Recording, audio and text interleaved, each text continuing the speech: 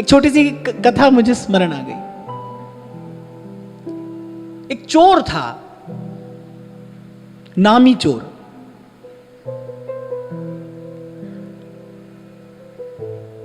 चोरों में भी तो प्रतिष्ठा होती है।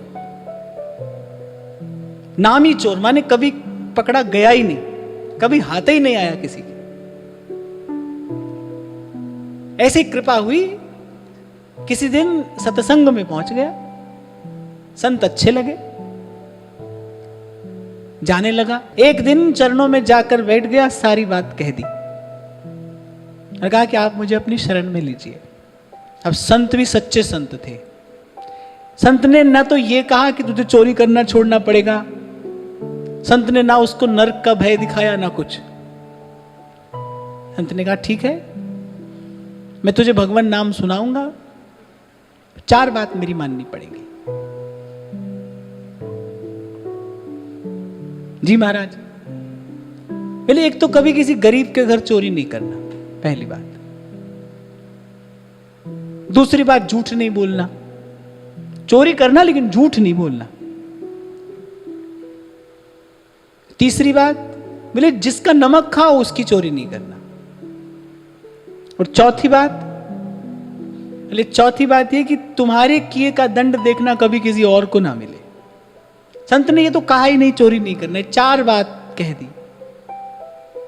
अब संस्कारी जीव रहा होगा,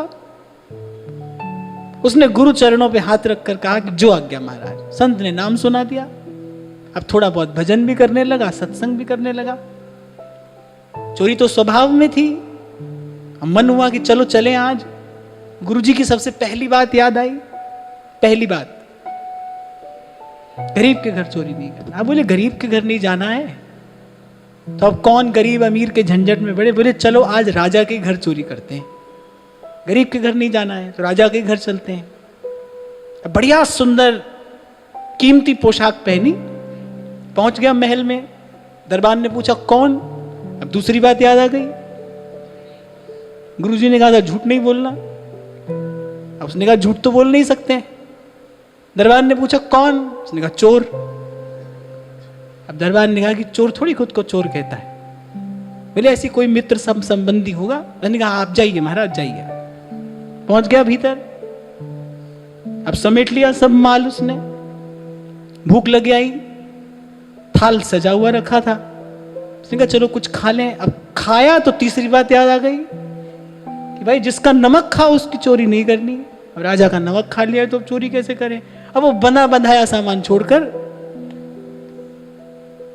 लौट गया। अब जब राजा की आंख खुली तो राजा ने देखा कि सब कीमती सामान बंधा है, गठरी बांधकर, फिर कोई यहीं क्यों छोड़कर चला गया।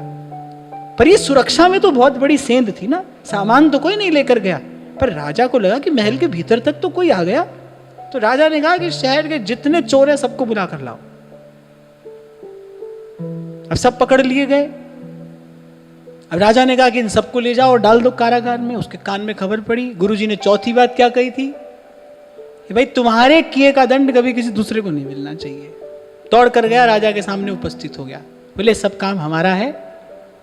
राजा ने सारी कथा पूछी। उसने सारी कथा जो कि त्यों सुना दी। ऐसे ऐसे हमारे गुरुजी ने 4 आज्ञा हमको दी थी और ये सब कार्य हमने किया। राजा अपने सिंहासन से उठा। राजा ने कहा भाई सदुपदेश देने वाले गुरु तो हमने बहुत देखे हैं, लेकिन गुरु का शब्द जो का त्यों अपने जीवन में उतार देने वाला चेला हम पहली बार देख रहे हैं। बोले ऐसा शिष्य हमने पहली बार देखा है। राजा ने कहा कि निश्चित रूप से तेरा गुरु भी गुरु ही होगा, जिसने तेरे जैसे व्यक्ति के भीतर इतना बड़ा परिवर्तन उपस्थित कर दिया, तो तेरा गुरु भी गुरु ही होगा। पर राजा ने कहा कि भाई तेरा गुरु तो तेरा गुरु है, पर आज से मेरा गुरु तू है।